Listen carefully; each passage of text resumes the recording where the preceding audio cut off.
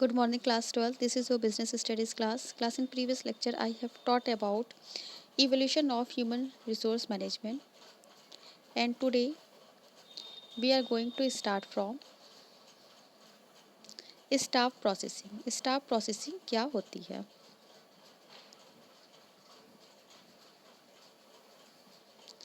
Staff includes both line as well as staff activity, and it is referred as the line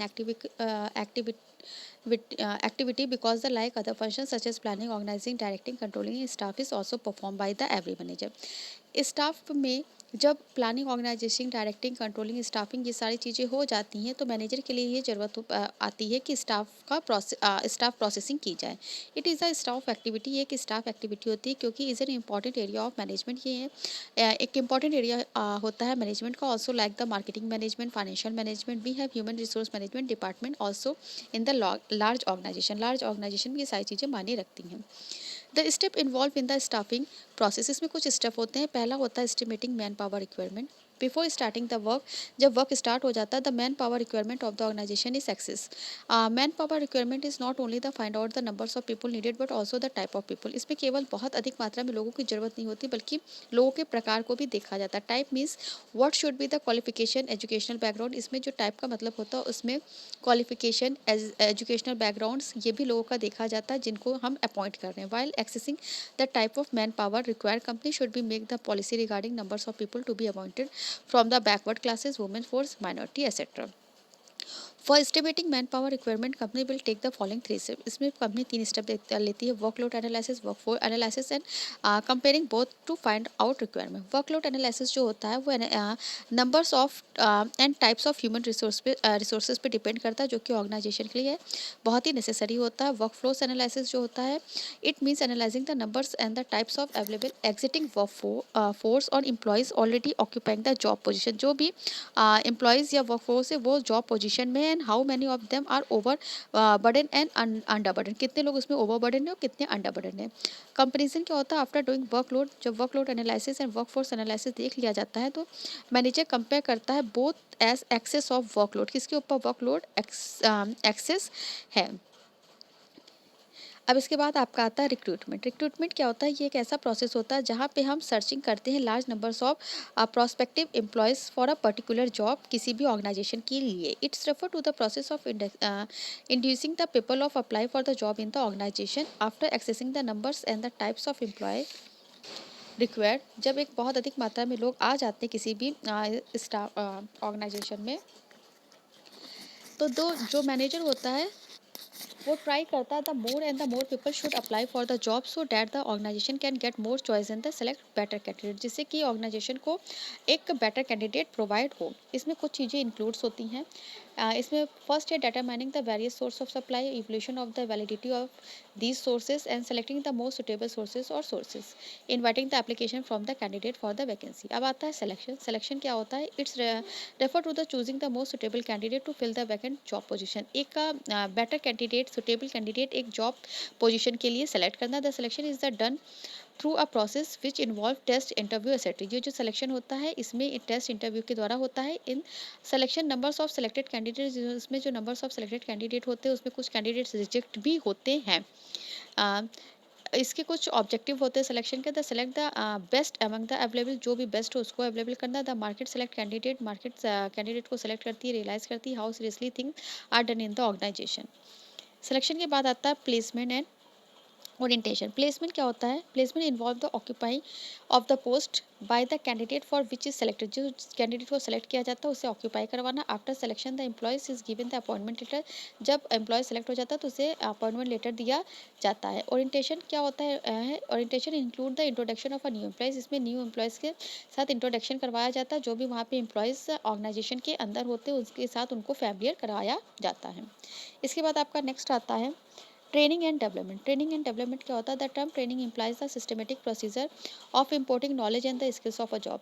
training के अंतर्गत जो भी हमारी job है उसके लिए एक ट्रेनिंग या नॉलेज दी जाती है। ऑर्गेनाइजेशन में have in house training centres और arrange with the some institution to provide the training for their employees. इसके लिए ट्रेनिंग हाउस या कुछ इंस्टीट्यूशन प्रोवाइड किए जाते हैं जहाँ पे एम्प्लॉयज़ को ट्रेनिंग दी जाती है। Training and development not only the motivate employees but this improve efficiency of work also. इसमें केवल एम्प्लॉयज़ को मोटिवेट नहीं किया जाता बल्कि इनकी वर्क एफिशिएंसी को भी इम्प्रूव किया जाता है। By offering the opportunity for career advancement to their employees, organization can improve their effectiveness and efficiency. Performance appraisal क्या होता है?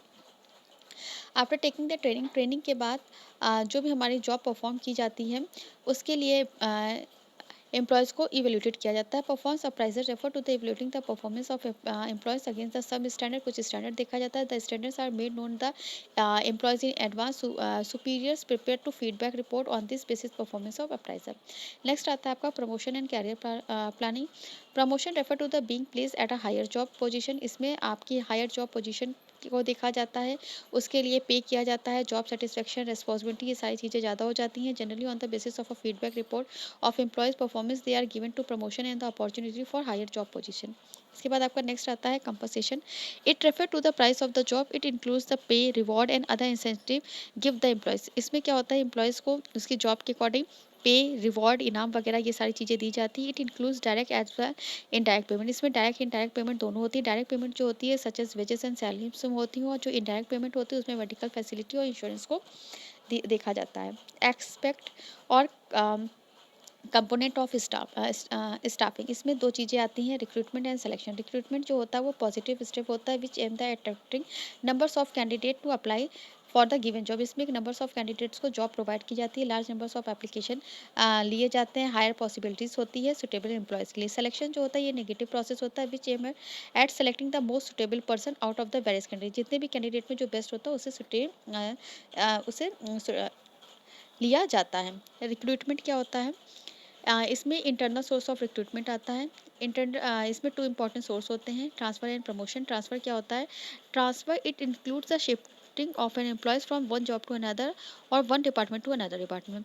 ट्रांसफ़र में क्या होता है? एम्प्लॉयज़ की शिफ्टिंग की जाती है एक जॉब से दूसरे जॉब या एक डिपार्टमेंट से दूसरे department without change in the responsibility. जिसमें रिस्पॉन्सिबिलिटी और उसके स्टेटस को एम्प्लॉयज़ के स्टेटस को चेंज नहीं किया जाता। उनकी ड्यूटीज़, उनकी रिस्पॉन्सिबिलिटी, उनकी वर्किंग कंडीशन सेम रहती है but not necessary in salary. लेकिन सैलरी में कुछ चेंजेस आ सकता है। ट्रांसफ़र जो होता है वो एक फिलिंग होती है वैकेंसी की with employees from over staff department, जहाँ पे स्टाफ का जो डिपार्टमेंट हो वो ओवर हो जाता है स्टाफ से। ये एक हॉरिजेंटल मूवमेंट होता है एम्प्लॉयज़ का। Shortage of suitable person in the one branch. अगर किसी एक ब्रांच में कुछ पर्सनली शॉर्टेज हो जाती है लोगों की तो उसको दूसरे डिपार्टमेंट में ट्रांसफर करके बराबर कर दिया जाता है। Job transfer also helpful in the avoiding termination and the removing individually problems are grievance. जो भी आपकी इंडिविजुअली प्रॉब्लम्स और परेशानियाँ होती हैं उन्हें इसमें अवॉइड उन्हें इसमें अवॉइड किया जाता है। अवॉइड करने के लिए काफ़ी हेल्पफुल होता है। Transfer can also be use for the training of employees for learning different job. अब आता है प्रमोशंस। प्रमोशन क्या होता है?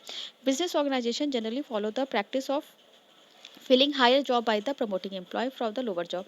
लोअर जॉब से हायर जॉब तक लोगों को ले जाने के लिए प्रमोशन किया जाता है। लोगों का promotion include the shifting of an employ to the higher position. इसमें एम्प्लॉयज़ की शिफ्टिंग की जाती है हायर पोजीशन पे, उसकी higher responsibility, facility, status and pay भी बढ़ जाता है। प्रमोशन जो होता है ये वर्टिकल शिफ्टिंग होती है एम्प्लॉयज़ की। ये इंप्रूव करता है एम्प्लॉयज़ की रॉयल्टी और मोटिवेशन को। It has a great psychological impact over the employees because a promotion at the higher level में lead to change the promotion at lower level in the organization. अब internal source recruitment के merits and limitation है। इसमें पहला आपका आता है motivation employees. जो हमारा इंटरनल सोर्स होता है इसमें जो एम्प्लॉयज़ होते हैं इनको इनकी परफॉर्मेंस को बढ़ाने के लिए इनको मोटिवेट किया जाता है जिससे कि ये मोटिवेट हो और जहाँ पे जिस जगह पे ये जॉब करें उससे इनका प्रमोशन हो, ये अपनी जॉब से सेटिस्फाइड हो। Simplify the process of selection and placement. इसके अलावा जो इंटरनल रिक्रूटमेंट होता है ये सिलेक्शन और प्लेसमेंट को भी सिंप्लीफाई करता है। जो कैंडिडेट होते हैं वो ऑलरेडी वर्किंग में होते हैं।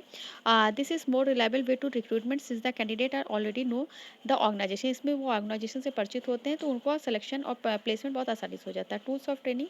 जो ट्रांसफ़र होता है ये टूल्स ऑफ ट्रेनिंग भी करवाता है एम्प्लॉयमेंट्स की हायर जॉब के लिए। इसके बाद आपका आता है next, adjustment of surplus staff. जिस भी स्टाफ में स्टाफ बहुत ज़्यादा हो जाता है तो उनको एक दूसरे डिपार्टमेंट में जहाँ उनकी शॉर्टेज होती है वहाँ पे उनको ट्रांसफ़र कर दिया जाता है। इकोनॉमिकली ये जो जॉब होती है वो इकोनॉमिकली थोड़ी सी चीपर होती है, क्योंकि कैंडिडेट जो होते हैं वो अपने ही स्टाफ के होते हैं। अब इसकी कुछ लिमिटेशन है। पहली लिमिटेशन है reduce scope for induction of fresh talent.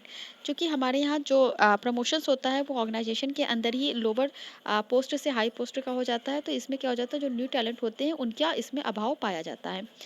और नेक्स्ट है एम्प्लॉयज़ में बिकम लेथर्जिक। इसमें जो भी एम्प्लॉयज़ होते हैं वो काफ़ी लेथर्जिक हो जाते हैं, क्योंकि वो टाइम बाउंड्स में बंद होते हैं कि एक निश्चित समय के बाद हमारा प्रमोशन हो जाएगा। इनकम्प्लीट सोर्स होता है। New enterprise can not use internal source of recruitment. Internal source को जो न्यू एंटरप्राइजेस होते हैं वो पसंद नहीं करते। बहुत से ऐसे ऑर्गेनाइजेशन होते हैं जो इसमें इंटरनल सोर्स के द्वारा वैकेंसीज को फुलफिल नहीं करवाते हैं। इसके बाद आपका नेक्स्ट आता है spirit of competition hampered. Spirit of competition employees में हैम्पर्ड होते हैं, may reduce the productivity. Frequent transfer of employees में often reduce the productivity of the organization. इससे ऑर्गेनाइजेशन की प्रोडक्टिविटी रिड्यूस होती है। अब आपका जो नेक्स्ट आता है वो है एक्सटर्नल सोर्स ऑफ रिक्रूटमेंट, जिसे हम हमारे नेक्स्ट लेक्चर में आपके साथ डिस्कस करेंगे। Okay class, thank you.